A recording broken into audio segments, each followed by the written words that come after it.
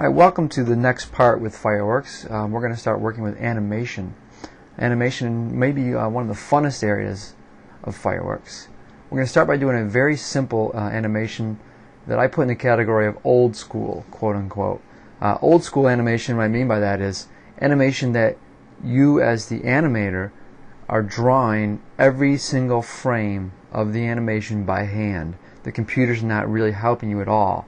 We'll see tomorrow or the next assignment with a quote-unquote new school animation where the computer is going to do a lot of the work for you by filling frames in between. Just take a quick look at this sun shadow I did in the past.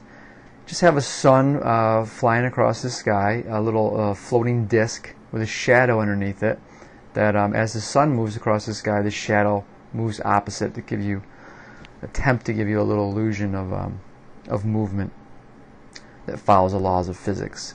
So this is hand animation, old school animation. You can see the kind of jerkiness of the sun as it moves across the sky and how I've attempted to make the shadow correspond with it. So we'll do a variation on that. I'm going to go ahead and open up Fireworks and start a new file. Now for your dimensions with animation, as you can imagine, to make something appear like it's moving, you're basically drawing 6, 7, 15 perhaps different frames, and all those frames are saved under one single file. So the more frames that you have, the larger the file size is going to be.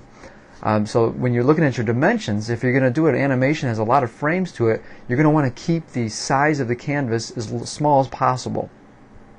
That way the file size won't get too large.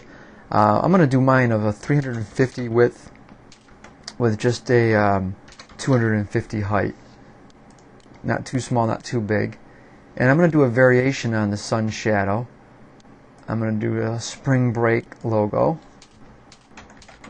So I'm just going to pick kind of a cool looking font there, spring break in blue. Now you can follow along with me exactly, or if you'd like to do yours on a completely different content or subject matter, that's fine. You can just use this video as a guide. So I type my words in, and now let's give them a nice drop shadow. And I'm going to kind of increase that distance up to say 20, really accentuate it, and change the angle of that. The sun's going to start over here, so that I want a kind of a steep angle on that. How about that? That looks okay. And now let's go ahead and draw our sun. I'm going to use my shift key to make it stay a circle.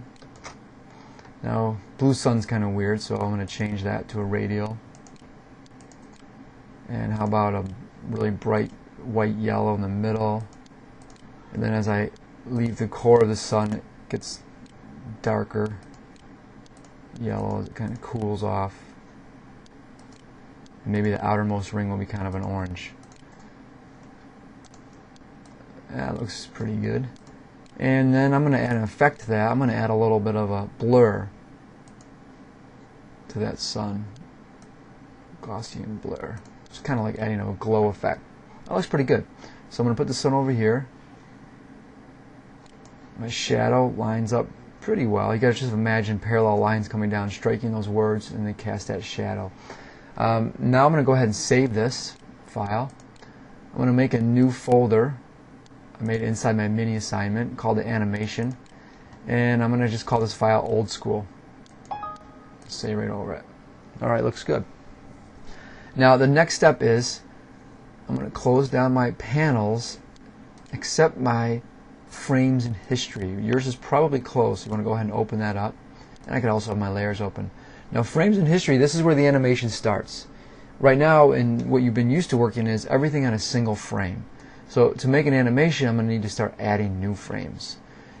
You can look down here in the bottom of your panel, and you can see that little piece of paper where it says new/duplicate a frame. If you just click it, it'll make a new frame and another one. Now I have 3 frames, but frames 2 and 3 are completely blank. Frame 1 has my starting point. You could go ahead and draw some new stuff on frame 2 and draw some new stuff on frame 3, and it'll start to make the animation. But since I just want the sun to travel across the sky, why redraw it all?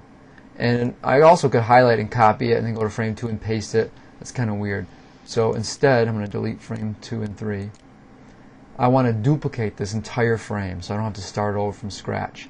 So to duplicate it, you have to click on it and hold it, and then come down here and drag down and touch it to where it says new/duplicate frame. Now it makes a second frame that is completely identical to the first frame. What I'll do next is I'll take this sun and on frame 2 and I'm going to move him a little over.